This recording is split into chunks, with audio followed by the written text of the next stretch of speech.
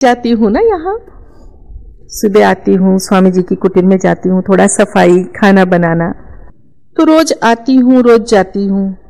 आते वक्त तो चुपचाप आती हूँ, एकदम शांति से आंखें बंद करके। वापस जाते समय मैं बातें करते हुए जाती हूँ, मिलते हुए भी जाती हूँ सबसे। तो ऐसे ही बातों बातों में एक साधक से मैंने कहा कि ना, ये पौधों से भी बहुत कुछ सीखने जैसा है। तो वो देखने लगा, ये पौधों में से हम क्या सीखेंगे। तो मैंने कहा देखो ना, वो घास साफ करने के लिए आग लगा दी थी ना, तो नीचे पूरा काला काला है, वो पौधा भी सूख गया, और फिर सूखने के बाद भी उसमें से हरी हरी सुंदर पत्तियां नई निकल आईं। नीचे से पूरा जल गया था, लेकिन ऊपर से हरी हरी पत्तियां निकल आईं। मैंने कहा देखो, नीचे से आग लग गई, पूरा जला दिया, उसकी सारी पत्तियां जल गई, लेकिन फिर भी उसके अंदर इतनी प्राण शक्ति है कि वो फिर से उसमें से नए पत्ते निकले, नई नई कोपलें निकली, और फिर से हरा भरा होने की तैयारी में है। अभी हरा भरा काफी हो भी गया। तो मैंने कहा इंसानों को देखो, जरा सी परिस्थिति की आग लगी नहीं लगी तो एकदम से एकदम टूट जाते हैं, बिखर जाते हैं, सूख जाते हैं। तो उसने कहा गुरु माँ, ये बात बिल्कुल सही है, कुछ भी हो जाता है ना तो एकदम से बहुत बुरी तरह से डिस्टर्ब हो जाते हैं। फिर गुरु माँ बताइए ना कि ये पौधों जैसा होने के लिए हम लोग क्या करें। वो कैसे हरी हरी पत्तियां निकालते, हम लोग अपनी हरी पत्ती कैसे निकालें। मैंने कहा वो पौधों से वही तो सीखना है। वो पौधों की, उन वृक्षों की जड़ें जमीन में बहुत गहराई तक हैं। उस जमीन में से वो प्राण शक्ति लेती रहती हैं, उन्हें जो पोषण चाहिए वो जमीन में से ग्रहण करती हैं, और वो ऊपर वृक्ष को देती हैं। तो ऊपर वृक्ष की चाहे जैसी भी सफाई हो जाए, ऊपर से वो वृक्ष को काट दिया जाए, ऊपर से उस वृक्ष को जला दिया जाए, लेकिन जो अंदर की जो प्राण शक्ति है वो उसको हरा रखती है, वो उसको ताजा रखती है।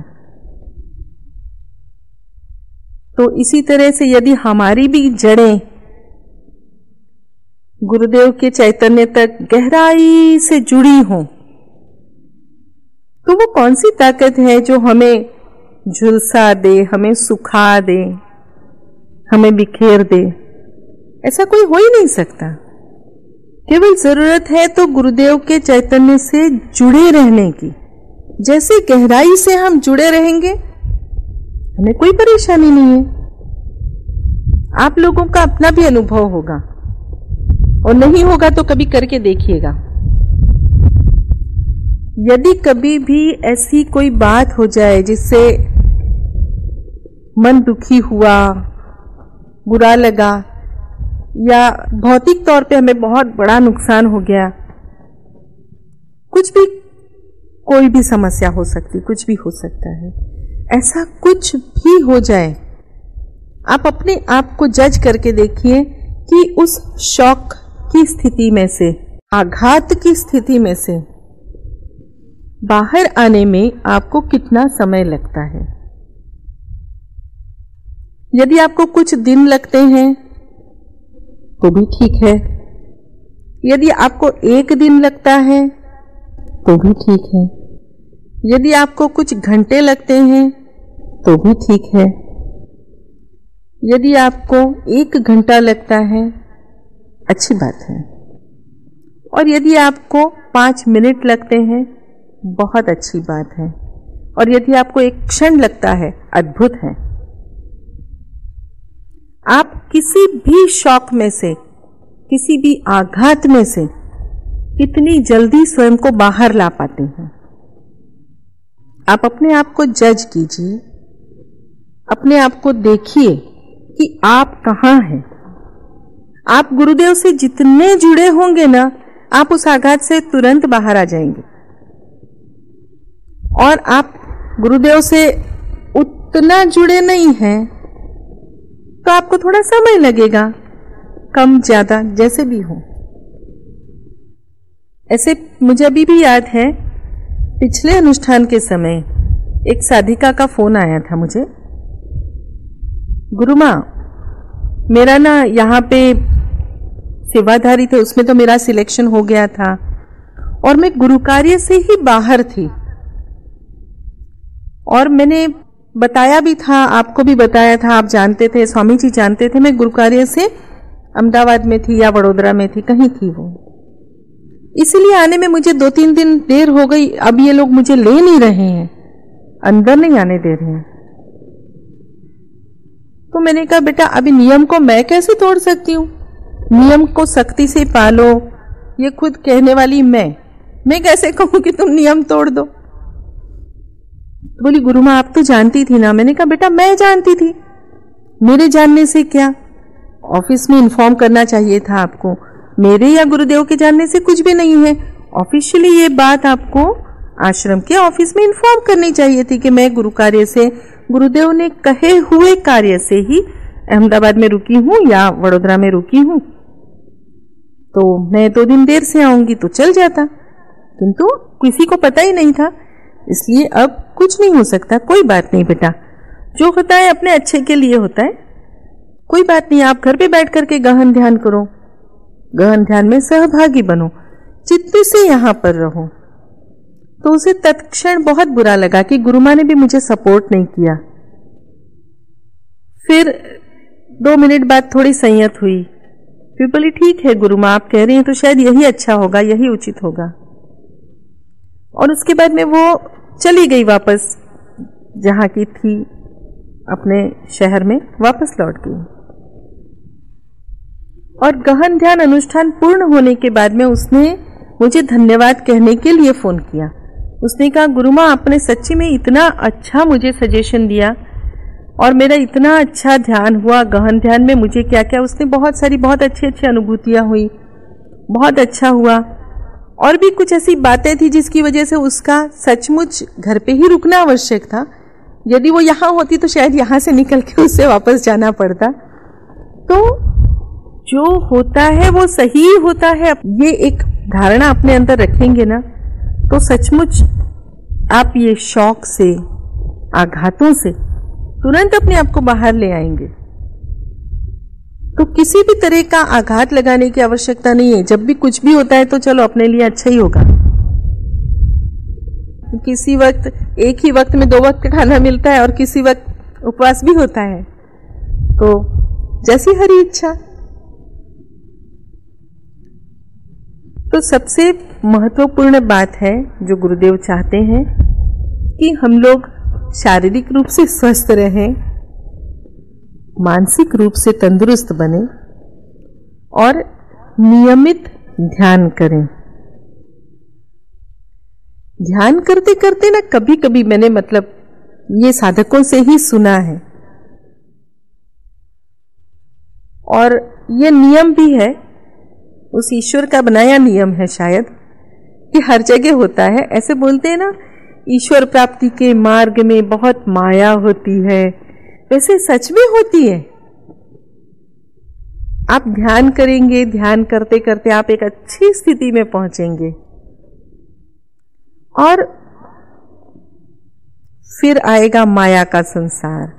आप कहेंगे गुरु माँ डरा रहे हो, तो माया का संसार से क्या मतलब है कि सब तरह के लोग होते हैं ना समाज में, वैसे ही सब तरह के लोग होते हैं समर्पण में। क्योंकि हम समाज का भी हिस्सा हैं और समाज के जो दूषण है, प्रदूषण है, वो भी साथ में लेकर के चलते हैं। पूरे स्वच्छ होकर के तो नहीं आए हैं, तो वो दूषण भी हमारे साथ साथ चलते हैं और वही दूषण आपके लिए माया का कार्य करते हैं। आप गुरु कार्य करते हैं। गुरु कार्य 2 तरह के, एक जो प्रत्यक्ष रूप से गुरुदेव के लिए किया जाए,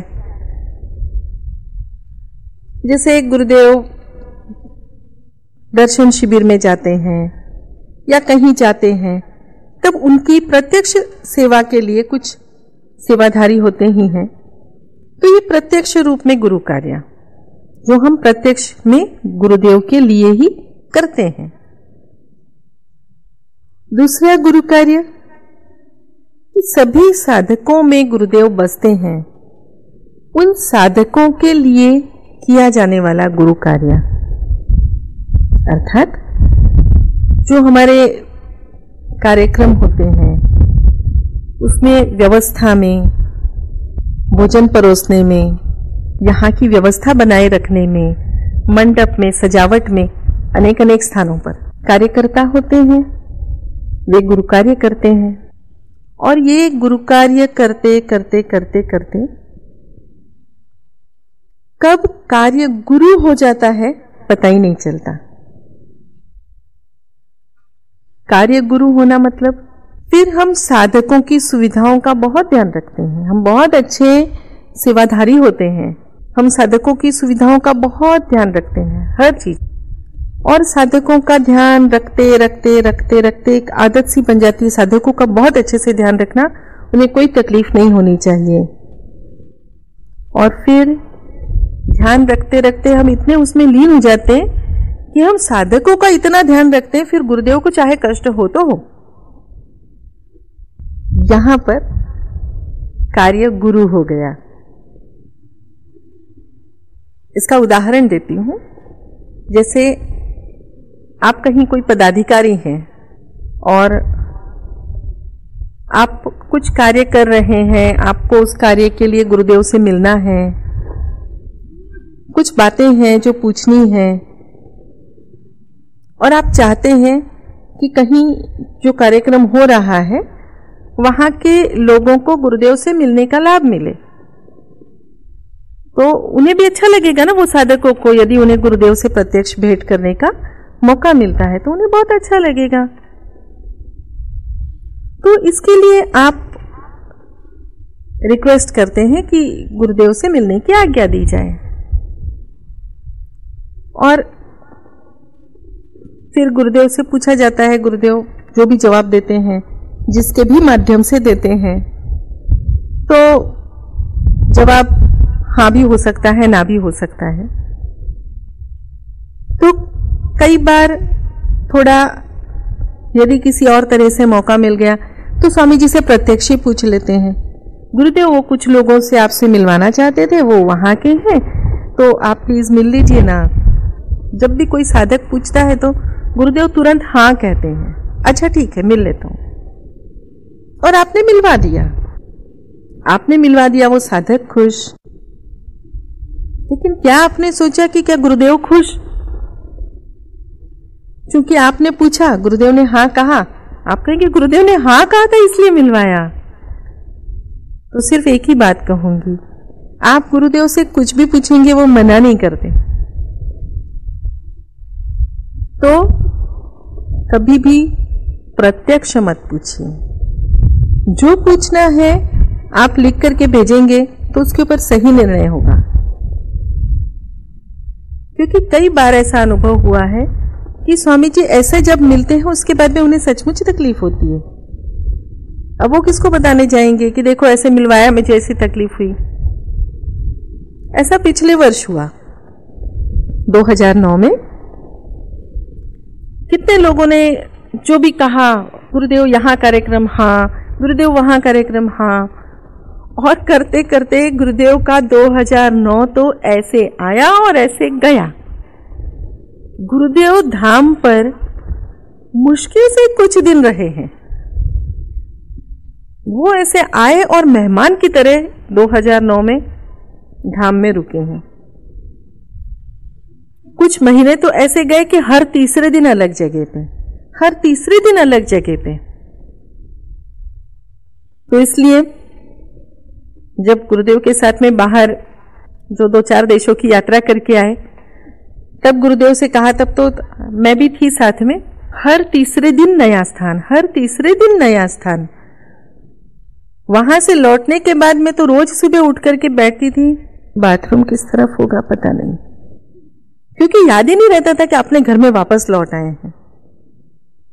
तो 40 दिन 50 दिन बाहर रह करके मेरी ये कंडीशन हुई, तो गुरुदेव तो बहुत महीनों से बाहर थे, शायद 4-5 महीने उनके ऐसे गए हैं कि जिसमें वो कुछ दिन घर पे फिर से बाहर, फिर घर फिर से बाहर, और ये सब का बहुत बुरा परिणाम होता है। थक भी जाते हैं, मैं स्वयं भी बहुत थक गई थी उन 40 दिनों में, और फिर मुझे लगा जब मैं ही थक गई हूं तो गुरुदेव की पता नहीं क्या है, क्योंकि गुरुदेव को तो साधकों को भी क्लियर करना होता है, तो उनकी क्या कंडीशन हुई होगी। तब गुरुदेव से कहा अभी आपका कैलेंडर ना उठा के मेरे हाथ में दीजिए, अभी आपका सारा मैं डिसाइड करती हूँ कि आप कहाँ जाएंगे और कहाँ नहीं जाएंगे। क्योंकि पूरे साल भर इस तरह से बिजी रहना, हम आज गुरुदेव पर इतना लोड डालेंगे ना तो आने वाली पीढ़ियां आपको भी और मुझे भी कोसेंगी। तो जो भी है ना, ऐसे मराठी में कहते पुरवून खा, तो गुरुदेव की भी देह है ना, जैसे आपको देह के कष्ट होते हैं तो क्या गुरुदेव को नहीं होते क्या। तो इसलिए उन्हें भी कहा है इस वर्ष बहुत अधिक यात्राएं ना करें। पिछला वर्ष पूरा यात्राओं में बीता है उनका, तो कम कार्यक्रम करने के लिए, कम जगह पे जाने के लिए, जहां तक हो सके कम स्थानों पर। तो कहने का अर्थ, जो आज हमारे हाथ में है, इतना गति से परिवर्तन आ रहा है हर चीज में। जो लोग 10 साल पहले थे ना, उनसे पूछिए, आप राम भाई से पूछिए, तो कितने सारे लोग ऐसे हैं कि जिनके साथ बैठ करके आराम से स्वामी जी ने शाम की गपशप की होगी, समुद्र के किनारे यहाँ पे आकर के बैठे होंगे कितनी बार। लेकिन अब कितनी बार मिलते हैं, अब कितने लोगों को मिलते हैं। तो समय बहुत गति से परिवर्तित हो रहा है, समय बहुत गति से चल रहा है, हर चीज में बदलाव है। यदि हम भी उसी गति से चले तो गुरुदेव के साथ, गुरुदेव के इंजन में डिब्बा बन के जुड़ सकेंगे। और जहां हमने थोड़ा इधर उधर किया तो हम कब छूट जाएंगे पता ही नहीं चलेगा। अभी लगेगा अरे अभी तो मेरा धंधा, मैं क्या बताऊं, बहुत दिनों से धंधे में ध्यान नहीं दिया था, थोड़ा धंधा देख लूं। और धंधा देखना ही चाहिए, सबने देखना चाहिए, काम धंधे छोड़ के बैठो ऐसा तो कोई नहीं कहेगा। लेकिन एक नियमितता, सामूहिकता की रखिए। सप्ताह में एक बार सामूहिकता में आना है, वर्ष में एक बार किसी भी बड़े कार्यक्रम में आना है। जब ये नियम रखेंगे तभी हम गुरुदेव के इंजन के डिब्बे बन करके, उनकी गाड़ी जहां जहां जाएगी हम भी वहां जाएंगे। क्योंकि जितनी गति है उतनी ही गति छूटने के लिए भी कारणीभूत बनेगी, वही कारण होगा, वो गति भी एक कारण होगी। आप देखेंगे बहुत सारे साधक ऐसे हैं जो पहले दिखा करते थे, अभी नहीं दिखते हैं, वो ऐसे ही छूट जाते हैं।